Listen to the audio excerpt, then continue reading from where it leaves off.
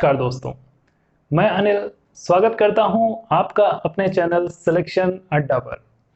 दोस्तों, आज मैं बहुत खुश हूं और खुशी का कारण भी है। आज सिर्फ 2 दिनों के अंदर मेरे 2 वीडियोस में 100 सब्सक्राइबर हो गए हैं और इसका श्रेय भी सिर्फ आप लोगों को जाता है। आप लोगों ने इतना सपोर्ट किया, इतना प्यार दिया इस चैनल को कि एक अलग ही खुशी मिली है। आप लोगों ने इतने अच्छे अच्छे कमेंट किए हैं जिससे कि एक खुद में मोटिवेशन आता है। दोस्तों, मेरे इस चैनल को शुरू करने का मुख्य उद्देश्य ही यही था कि जो तैयारी करने वाले साथी हैं हमारे, जो कंपटीशन एग्जाम्स की तैयारी कर रहे हैं, उनके लिए कैसे जीके के कुछ टॉपिक्स को कितना बेहतर बनाया जाए।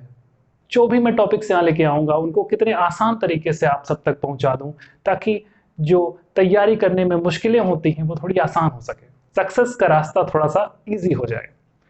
तो दोस्तों, अभी तक हमने 10 केंद्र और राज्य सरकार की कुछ ऐसी योजनाएं पढ़ी थी जो एग्जाम की दृष्टि से बहुत महत्वपूर्ण थी।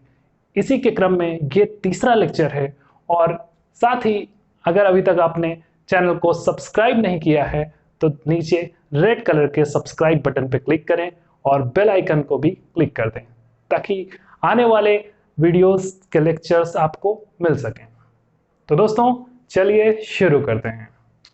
हमारी आज की पहली योजना है जो यूपी भाग्य लक्ष्मी योजना।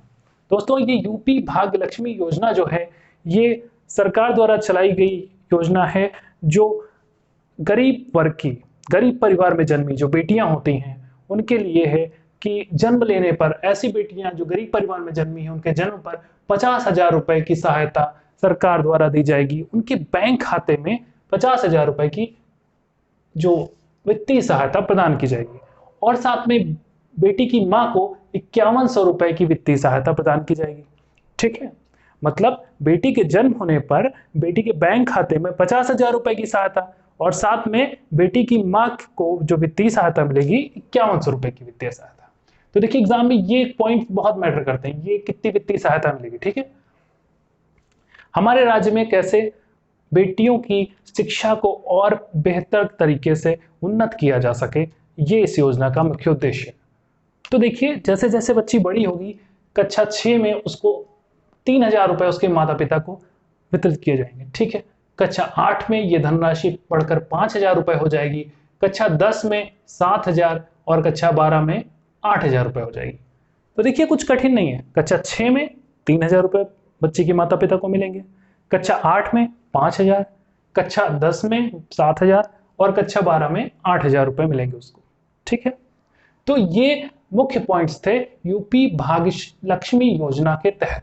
ठीक है, अगली योजना की हम बात कर लें तो उत्तर प्रदेश मुख्यमंत्री बाल सेवा योजना। देखिए, ये योजना चलाई गई थी कोविड-19 जो कोरोना महामारी थी उस संकट में जो बच्चे ऐसे थे जिन्होंने अपने माता पिता को खो दिया, ऐसे निराश्रित बच्चों के लिए, कोविड-19 के दौरान निराश्रित बच्चों के लिए, मतलब ऐसे बच्चे जिनका कोई सहारा नहीं है, जिनके माता पिता को क्या हुआ, जिनके माता पिता की डेथ हो गई है इस कोरोना महामारी के दौरान। तो इस योजना का लाभ ऐसे बच्चों को मिलेगा जो 0 से 18 वर्ष तक की आयु के बच्चे हैं। ठीक है, 18 वर्ष तक की आयु के बच्चों को, और ये बच्चे यूपी के निवासी होने चाहिए। ठीक है, अब इन बच्चों के वयस्क होने तक की, ठीक है, उनके जो भी अभिभावक है ना, जो भी अभिभावक हैं उनको कितना जो सहायता मिलेगी, 4,000 रुपए पर मंथ, 4,000 रुपए प्रति माह की वित्तीय सहायता मिलेगी इन बच्चों के अभिभावकों को, ताकि इनका पालन पोषण ठीक से हो सके।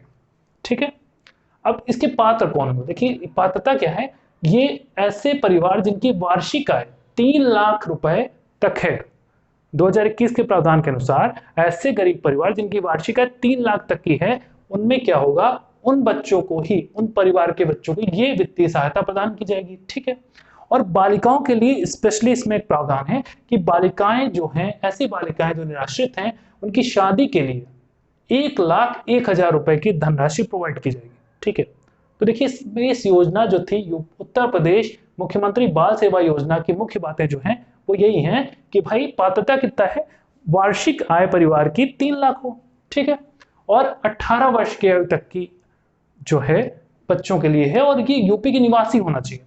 ठीक है। अभिभावकों को कितना मिलेगा? 4,000 रुपए प्रति माह मिलेगा, ठीक है। और बालिकाओं की शादी के लिए कितना मिलेगा? 1,01,000 रुपए मिलेगा। तो ये मेन पॉइंट्स जो थे इस योजना के हो गए। दोस्तों, बात करते हैं मुख्यमंत्री प्रवासी श्रमिक उद्यमिता विकास योजना के बारे में।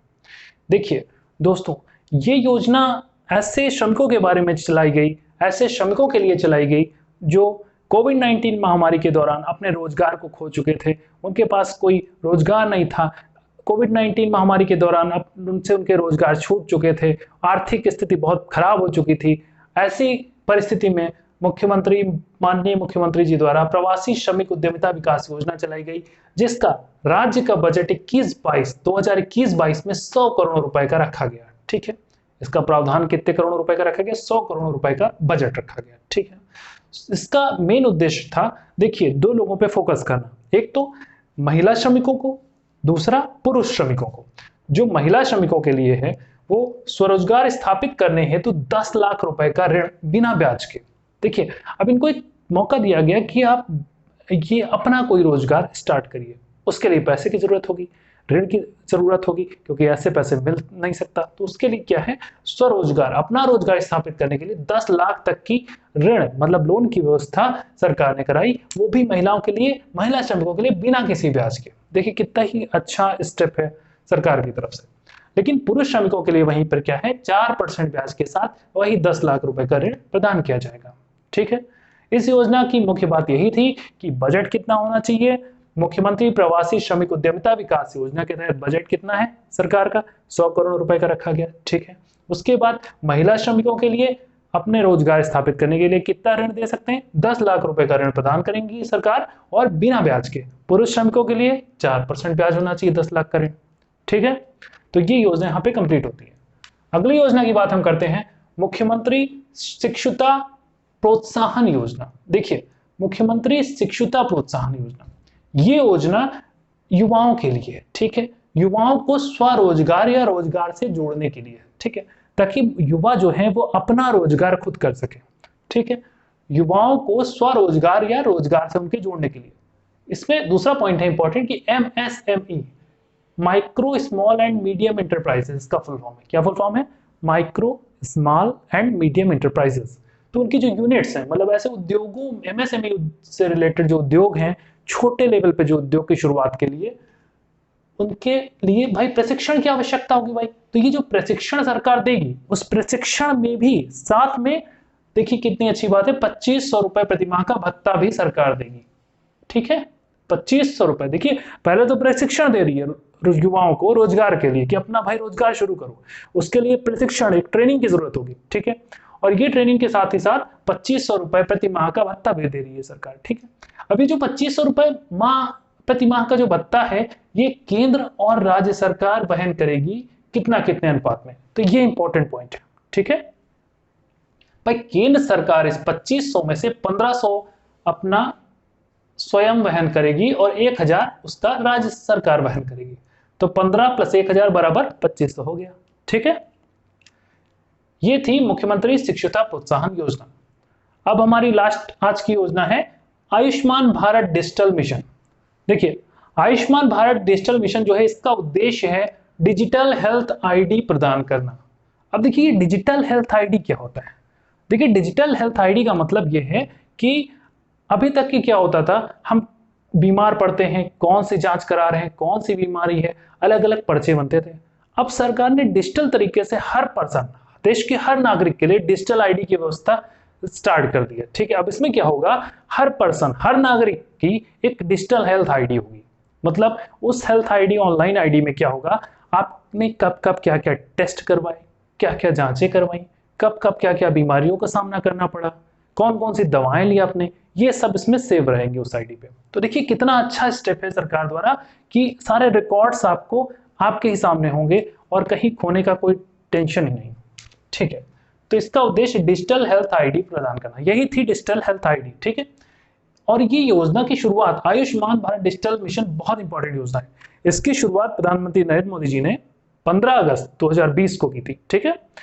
और पायलट परियोजना के तहत क्या हुआ था, 6 राज्यों 6 राज्यों में स्टार्ट हुई और साथ में केंद्र शासित प्रदेशों में भी इसको लागू किया जा रहा है। ठीक है, कितने राज्यों में? 6 राज्यों में स्टार्ट हुई और केंद्र शासित प्रदेशों में इसको लागू किया जा रहा है। ठीक है, अच्छा, और कौन से मंत्रालय के तहत? स्वास्थ्य और परिवार कल्याण मंत्रालय द्वारा। कौन से मंत्रालय द्वारा?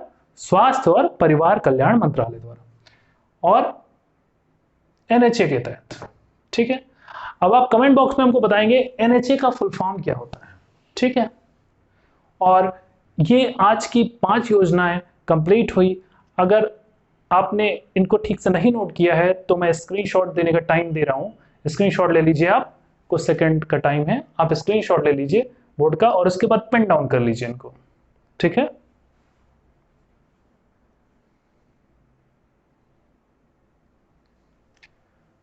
देखिए दोस्तों, ये योजनाएं जो हैं कीवर्ड्स के साथ हमने तैयार करवा दी हैं। आज तक की 15 योजनाएं हो चुकी हैं और आने वाले टाइम में धीरे धीरे कर करके, थोड़ी थोड़ी योजनाएं कर करके, 5 5 6 6 योजना करके हम पूरी योजनाएं, सारी योजनाएं कंप्लीट करा देंगे। उसके बाद हम आगे के टॉपिक्स पे आएंगे कि हमें क्या पढ़ाना है। ठीक है, आप लोग यूं ही अपना प्यार, अपना सपोर्ट देते रहिए और चैनल को ज़्यादा से ज़्यादा लोगों तक पहुंचाइए, हमारे वीडियोस को ज़्यादा से ज़्यादा लोगों तक पहुंचाइए, लाइक करिए, शेयर करिए और सब्सक्राइब करिए। धन्यवाद।